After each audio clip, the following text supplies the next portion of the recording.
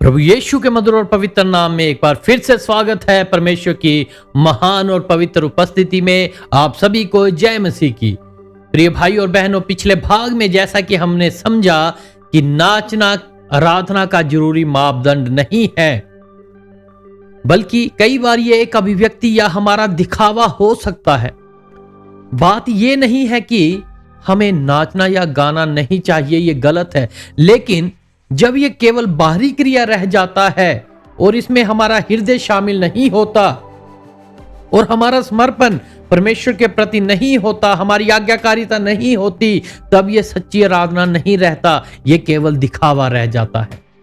आज हम दूसरे भाग में और गहराई में जाने जा रहे हैं। हम देखेंगे आराधना की वो सच्चाई जो बहुत कम लोग जानते हैं।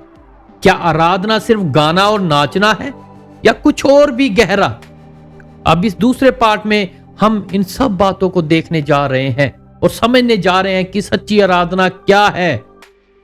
बाइबल में आराधना के लिए यूनानी शब्द आता है प्रोस्क्यूनियो। इसका अर्थ है झुकना, दंडवत करना या पूरे समर्पण के साथ किसी को आदर देना। नए नियम में इसका प्रयोग परमेश्वर की उपासना करने, घुटने टेकने या नतमस्तक होने के लिए किया जाता है। असल में यह वही शब्द है जो एक सेवक अपने स्वामी के सामने या एक प्राणी अपने सृष्टिकर्ता के सामने पूर्ण समर्पण में उपयोग करता है।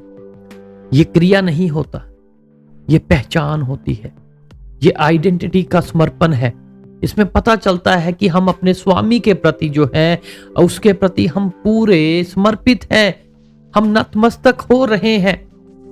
आराधना करने का सीधा अर्थ यह नहीं है कि हम केवल नाचें गाएं या कोई बाहरी क्रिया करें, बल्कि यह है कि हम अपने पूरे अस्तित्व, अपने पूरे जीवन को परमेश्वर के सामने झुका दें और उसे पूरी तरह समर्पित कर दें।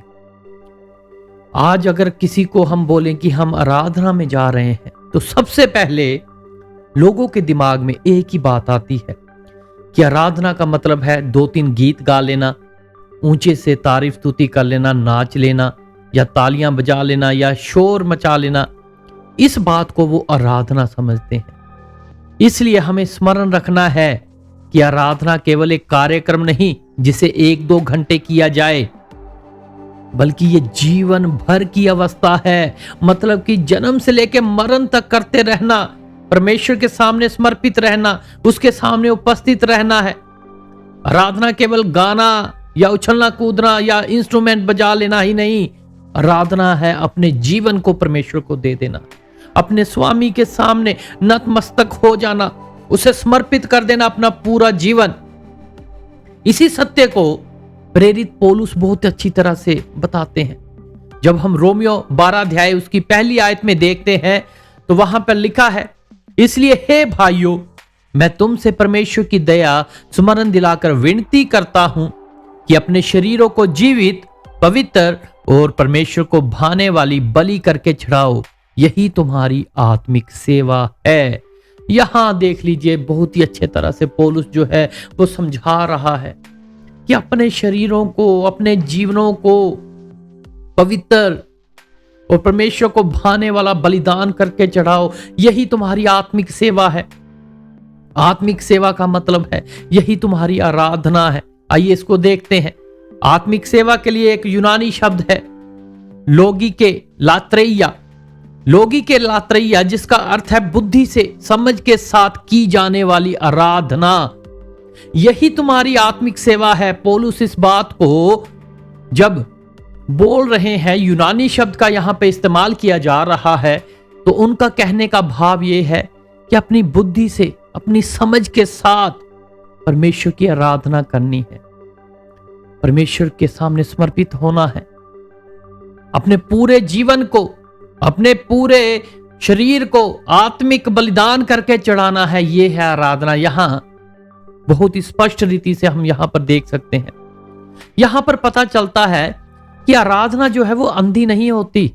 कहने का भाव यह है, आराधना में हमारी भावनाएं काम नहीं करती कि हम बहुत जोर जोर से चिल्ला रहे हैं, उछल कूद कर रहे हैं, किसी को कुछ पता नहीं कौन किसके बीच में जाके गिर रहा है, कहां पे टक्कर हो रही है। कहां पे लोगों के बीच में हमारा चीखना चिल्लाना पहुंच रहा है, हमारे आराधना के मीम्स बन रहे हैं, ये अंधी आराधना है। लेकिन पौलुस यहां पे समझा रहा है, आराधना जो है वो अंधी नहीं है, बल्कि वो जागरूक है, समझदार और सत्य पर आधारित है। इसलिए बहुत ही समझदारी के साथ और सच के साथ आराधना हमें करनी है। हालेलुया। आराधना, फिर से मैं कहना चाहता हूं, नाचना गाना, ताली बजा लेना, इंस्ट्रूमेंट्स बजा लेना, ये आराधना नहीं है। यह आराधना का एक हिस्सा है, लेकिन इसी को ज्यादातर लोग आराधना मान लेते हैं। आराधना हमारे पूर्ण जीवन का, संपूर्ण शरीर प्राण आत्मा का समर्पण है। और सच्ची आराधना जो है केवल भावनाओं में बहकर उछलना कूदना नहीं, बल्कि समझदारी के साथ, बुद्धिमता के साथ परमेश्वर के सामने उपस्थित रहना है। जैसे प्रभु यीशु मसीह ने यूहन्ना अध्याय 4 उसकी 23-24 में एक बात कही है। यीशु मसीह कहते हैं, परंतु वह समय आता है, वरन अब है, कि सच्चे भक्त पिता की आराधना आत्मा और सच्चाई से करेंगे। आत्मा और सच्चाई से, क्योंकि पिता अपने लिए ऐसे ही आराधकों को ढूंढता है। परमेश्वर आत्मा है और अवश्य है कि उसकी आराधना आत्मा और सच्चाई से, उसके आराधक जो है आत्मा और सच्चाई से उसकी आराधना करें। जैसा कि हमने पिछले अध्याय में भी देखा था, आत्मा के लिए एक शब्द है प्रेनौमा, जिसका अर्थ है भीतर की आत्मिक अवस्था, परमेश्वर की आत्मा के साथ जुड़ाव, आत्मा के साथ आत्मिक रीति से परमेश्वर की आत्मा के साथ जुड़ना। और सच्चाई के लिए शब्द है अलेथिया, जिसका अर्थ है बिना दिखावे की सच्चाई। तो कहने का मतलब यह है, परमेश्वर की आत्मा के साथ जुड़कर दिखावा नहीं करना, बल्कि उसमें लीन होकर उसकी महिमा करना। अलेथिया जो है, अलेथिया का एक अर्थ है छिपा हुआ प्रकट होना। अर्थात आराधना में कोई नकलीपन नहीं होता, सब कुछ जो है परमेश्वर के सामने खुला हुआ होता है। परमेश्वर ऐसे ही आराधकों को ढूंढता है जिनका सब कुछ खुला हुआ है, कुछ नकलीपन का वो इस्तेमाल नहीं कर रहे। इसलिए सच्ची आराधना का अर्थ है भीतर से, अपने हृदय की गहराइयों से परमेश्वर के साथ सच्चा संबंध। और ये सच्चा संबंध जो है हमारे जीवन से, हमारे बोलने से, हमारे देखने से, हमारे चाल चलन से वो नजर आता है। हालेलुया। आराधना केवल बाहरी क्रिया, नाचना गाना या उछलना कूदना, ताली बजाना, कोई बाहरी अभिव्यक्तियां, ये सब कुछ नहीं है। ये बात मैं बार बार बोल रहा हूं, इसलिए बोल रहा हूं क्योंकि आराधना हमारे हृदय की गहराई से निकलती है, ना कि हमारे गाने या हमारे कुछ बाहरी क्रियाएं करने से। ये सब कुछ जो है ये गलत नहीं है। आत्मा कई बार हमें उभारता है, हम आत्मा में नाचते भी हैं, लेकिन परमेश्वर का आत्मा जो है वो व्यवस्थित आत्मा है, वो कभी भी अव्यवस्था नहीं लेकर आएगा। अगर हमारे नाचने से, गाने से अव्यवस्था आ रही है, बाहरी क्रियाओं से अव्यवस्था आ रही है, कलीसिया का माहौल, लोगों का माहौल बिगड़ रहा है, कुछ गलत हो रहा है, तो वो आत्मा से की जाने वाली आराधना नहीं है। लेकिन जब आत्मा कार्य करता है, उस वक्त सब कुछ व्यवस्थित ढंग से होता है। और ये मैं अपनी ओर से नहीं कह रहा, वचन इस बात का प्रमाण देता है कि परमेश्वर का आत्मा बुद्धि का आत्मा है, समझ का आत्मा है, व्यवस्थित आत्मा है। परमेश्वर का आत्मा शोरगुल या कुछ बाहरी अभिव्यक्तियां नहीं, परमेश्वर का आत्मा बहुत ही संयम के साथ, बहुत ही डिसिप्लिन के साथ कार्य करने वाला आत्मा है। परमेश्वर ने पुराने नियम में बाहरी आराधना की आलोचना की है, बाहरी आराधना की बहुत आलोचना की गई है, जो जब लोगों का हृदय दूर था। यशाया अध्याय 29 उसकी 13 में लिखा है कि ये लोग जो है मुंह से मेरा आदर करते हैं, परंतु अपने हृदय को मुझसे दूर रखते हैं। होंठों से मेरी महिमा कर रहे हैं, सिर्फ मुंह से आदर कर रहे हैं दिखावे के लिए, परंतु इनका मन मुझसे दूर रहता है और केवल मनुष्यों की आज्ञाओं को मान मान के, उनका भय रख के ही मेरी आराधना कर रहे हैं।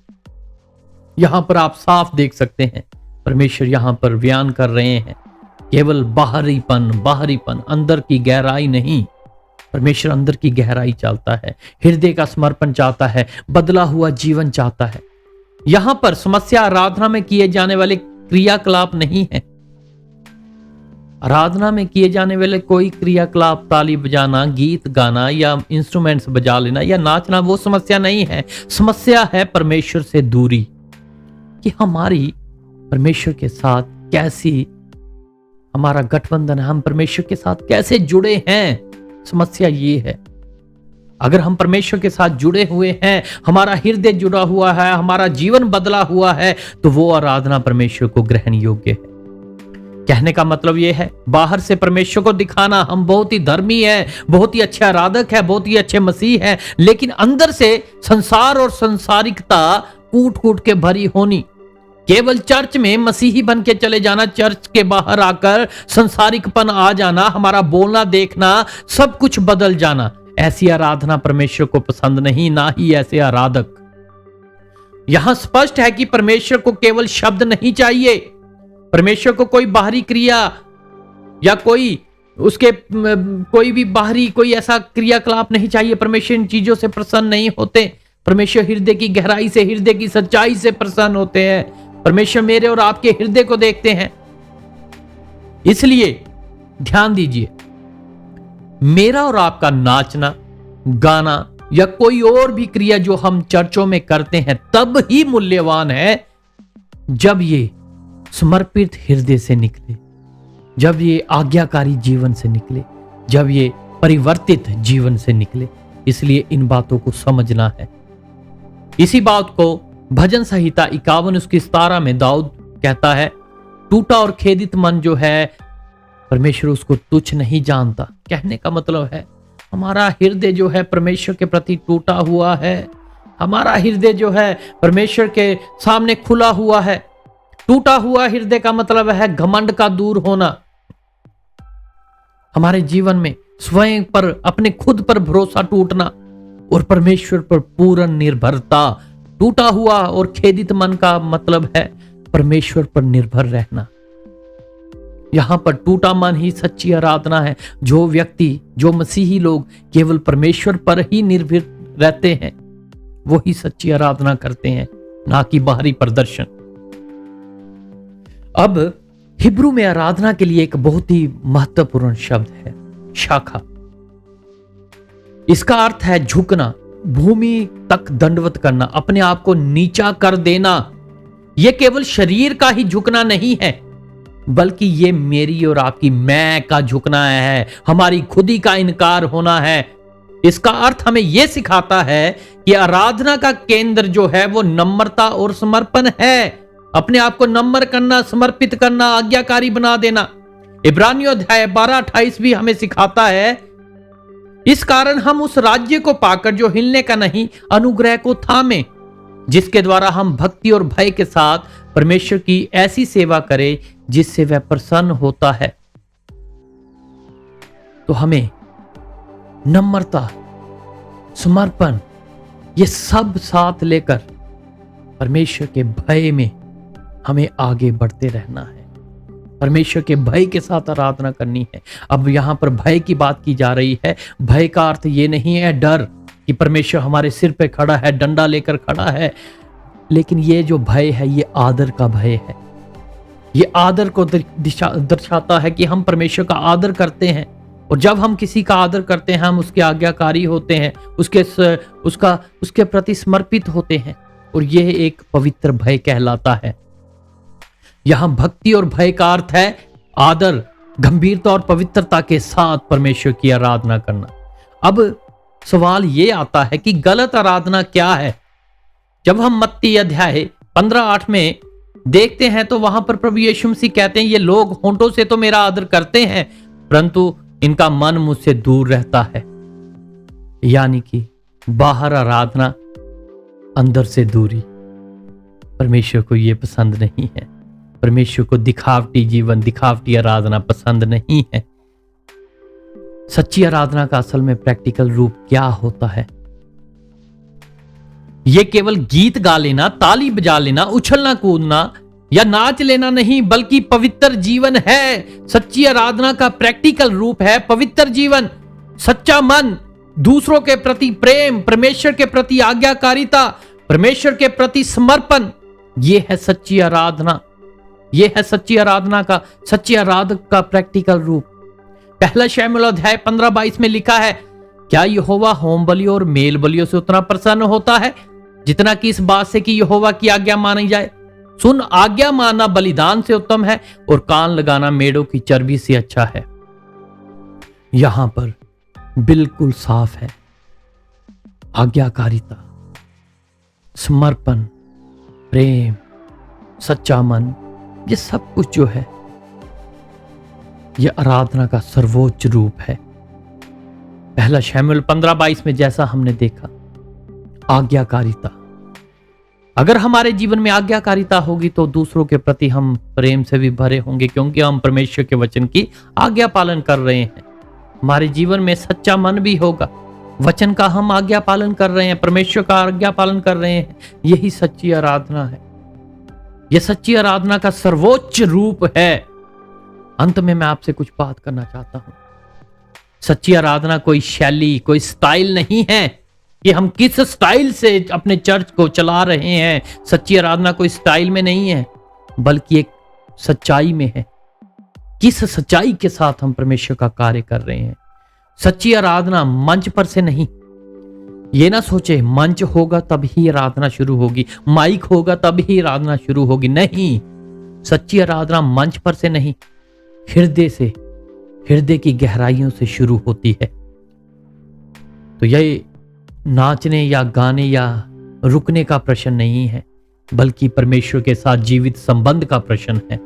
आराधना सिर्फ एक तरीका नहीं, एक सच्चाई है। जो मैं बार बार कह रहा हूं, यह प्रदर्शन नहीं बल्कि परमेश्वर के साथ हमारा जीवित संबंध है। अगर हम इसे और सरल शब्दों में समझे तो सच्ची आराधना के 4 मुख्य आधार है। पहला है आत्मा और सच्चाई। सच्चे आराधक वह नहीं जो परमेश्वर की आराधना दिखावे के लिए करते हैं, बल्कि वो हैं जो हृदय की गहराई से और निष्कपट हृदय से और सच्चाई से करते हैं। दूसरा है पूर्ण समर्पण। सच्ची आराधना का अर्थ है अपने मन, अपने हृदय, अपने विचार, अपने जीवन, अपने शरीर को परमेश्वर को सौंप देना कि प्रभु अब तू ही मुझे चला, तू ही वो मेरे जीवन को आगे लेके चल। ये है पूर्ण समर्पण, ये है आराधना। अपनी इच्छाओं को परमेश्वर की हाथों में दे देना और परमेश्वर की इच्छा को ऊपर रखना। तीसरा है जीवन शैली। आराधना केवल प्रार्थना या भजन तक सीमित नहीं है, गीतों तक सीमित नहीं है, बल्कि ये जीवन के हर कार्य में, दूसरों की सेवा करने में और परमेश्वर के प्रति निष्ठा दिखाने में, यह हमारी जीवन शैली में नजर आना चाहिए। हमारे जीवन में परिवर्तित रूप जो है, हमारी जीवन शैली का जो परिवर्तित रूप है, यह भी आराधना है। इससे पता चलता है कि हम कौन से परमेश्वर को मानने वाले हैं, किसके ऊपर विश्वास करने वाले हैं। और चौथा है परमेश्वर का ज्ञान। परमेश्वर का ज्ञान, जब हम परमेश्वर को सच में जानने लगते हैं, तब आराधना अपने आप हमारे जीवनों से निकलने लग पड़ती है। आज की कलीसिया में लोग केवल पास्टरों को, अपोस्टल्स को, दूसरों को जानने की कोशिश करते हैं, परमेश्वर को नहीं। जब परमेश्वर को जानने लग पड़ेंगे, तब अंदर से आराधना निकलना शुरू हो जाएगी। उसकी महिमा, उसकी शक्ति को हम पहचानने लग पड़ेंगे। इसलिए याद रखिए, सच्ची आराधना जो है वो सीखी नहीं जाती, ये परमेश्वर को जानने से अपने आप बहने लगती है। इसलिए अंत में अपने जीवन को ही आराधना बना लीजिए, क्योंकि परमेश्वर गीत गाना, नाचना, गाना, तालियां बजाना, ये सब कुछ से अधिक परमेश्वर हमारे सच्चे हृदय को, समर्पित जीवन को, हमारी आज्ञाकारिता को अधिक पसंद करता है। परमेश्वर इन वचनों के द्वारा आप सबको बहुतायत से आशीष दे। अगर आपको ये वचन अच्छे लगे तो आप इसे आगे भी शेयर कीजिए, इस चैनल को सब्सक्राइब कीजिए, लाइक कीजिए और कमेंट्स में अपने विचार अवश्य रखिए। आमीन।